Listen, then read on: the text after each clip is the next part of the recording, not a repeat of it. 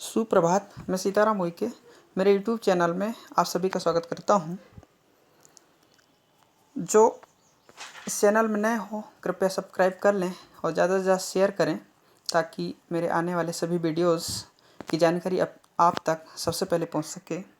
तो आइए आज हम मीरा के पद जो कि कक्षा 10 के पाठ्यक्रम में सम्मिलित है, जिसके प्रश्नोत्तरों पर चर्चा करेंगे। सबसे पहला प्रश्न जो है, फागुन के दिन 4 से क्या आशय है? फागुन के दिन 4 से क्या आशय है? फागुन के दिन 4 से मीरा का आशय परमात्मा के मिलन के क्षणों से है, अर्थात पल से है, जो होली की खुशियों की तरह कम समय के लिए होता है। ठीक है। प्रश्न क्रमांक दूसरा है, होली में अंबर कैसे हो गया है? उत्तर है, होली में रंगों की अधिकता से अंबर लाल दिखाई दे रहा है। अंबर अर्थात आसमान, आकाश। प्रश्न क्रमांक तीसरा है, मीरा के प्रभु कौन हैं? मीरा के प्रभु गिरधर नागर हैं। प्रश्न क्रमांक 4, मीरा को अमोलक धन किसकी कृपा से मिला है? मीरा को राम रूपी बहुमूल्य धन उनके सतगुरु की कृपा से प्राप्त हुआ है। ठीक है, ये लघु उत्तरीय प्रश्न थे। और आगे देखिए दीर्घ उत्तरीय प्रश्न। प्रश्न क्रमांक 1 है, होली के आनंद में संगीत के साज कैसे बजते हैं? उत्तर है, होली में जिस तरह का राग रंग मनाया जाता है वैसे ही राग रंग भक्त के भीतर अनहद नाद की झनकार व्यक्त होकर भक्त के हृदय को आनंद प्रदान करता है। बिना करताल के वाद्य यंत्र से आवाज़ सुनाई देती है और वह मन ही मन आनंदित होता है। ठीक। प्रश्न क्रमांक दूसरा है, मीरा ने राम रतन धन को अमोलक क्यों कहा? मीरा ने राम रतन धन को अमोलक इसलिए कहा है कि यह मीरा के जन्म जन्मांतर की पूंजी है। राम नाम रूपी इस धन का व्यय नहीं होता, कोई चोर इसे चुरा नहीं सकता, बल्कि यह धन दिन प्रतिदिन बढ़ता ही जाता है। ठीक है। प्रश्न क्रमांक तीसरा है, सत की नाव खेवटिया सदगुरु, इस पंक्ति का भाव अपने शब्दों में स्पष्ट कीजिए। इस पंक्ति को लिखने वाले कवि या कवियत्री का नाम क्या है, ये भी आपको बताना है।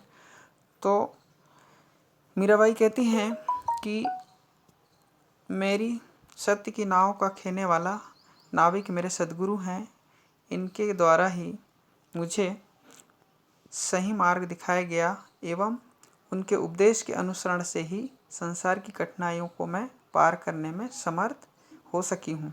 इन दोनों साधनों से मीरा भवसागर पार कर सकी है।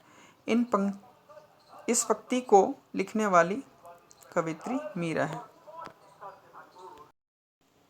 इसी तरह भाषा अनुशीलन में देखिए, निम्नलिखित शब्दों के तत्सम रूप लिखिए। फागुन का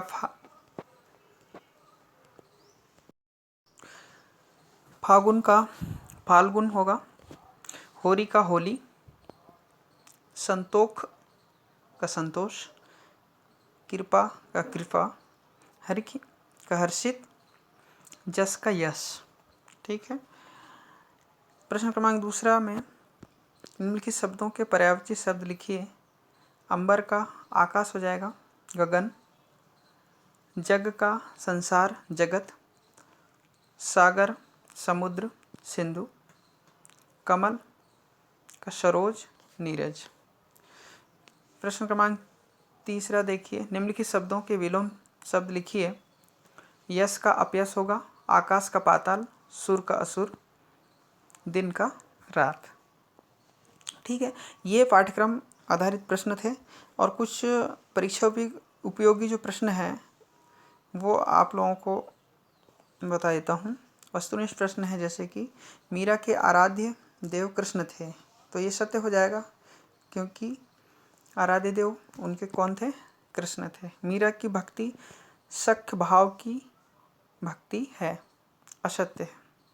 ठीक है ना। मीरा को राम रतन धन सदगुरु की कृपा से मिला, सत्य है। मीरा के पदों की भाषा राजस्थानी, ब्रज, गुजराती का मिश्रण है, ये भी ठीक है, सत्य है। राम रतन धन को चोर चोरी कर सकता है? नहीं, यह सत्य है, चोरी नहीं कर सकता है। एक शब्द में आपको उत्तर लिखना है। मीरा किस भक्ति धारा की कवित्री हैं? तो कृष्ण भक्ति धारा की कवित्री हो जाएंगी। होली खेलने के लिए मीरा फागुन के कितने दिन मानती है? 4 दिन। मीरा के प्रभु कौन है? तो मीरा के प्रभु गिरिधर नागर। ठीक। इसी तरह खाली स्थान भरना है, इस तरह से खाली स्थान भरना है आपको। मीरा ने राम रतन रूपी धन पा लिया। ठीक है। सत्य की नाव खेवटिया कौन होंगे? सदगुरु होंगे। फागुन के दिनों में रंग गुलाल उड़ाते हैं। होली खेलते समय बिना करताल के क्या बजते हैं? पखावज बज रहे हैं।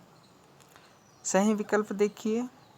मीराबाई की रचना है, इन चारों में से कौन सी है? गीत गोविंद टीका। मीराबाई ने केसर घोली, किस प्रकार की केसर घोली थी? शील और संतोष की, है ना। मीरा के पति का नाम क्या था? क्या नाम था बताइए? भोजराज। और राजस्थान की कवियत्री में महत्वपूर्ण स्थान प्राप्त है किसका? तो आपको बताना है मीराबाई का। मीराबाई की भाषा में मिश्रण है, कौन सी मिश्रण है? राजस्थानी, ब्रज। ठीक है। और मीराबाई के आराध्य रहे, कौन रहे हैं? कृष्ण रहे हैं। ठीक है। इस तरह से पाठ्यक्रम आधारित प्रश्न आपके कंप्लीट होते हैं। आपको समझ में आ गया होगा। धन्यवाद।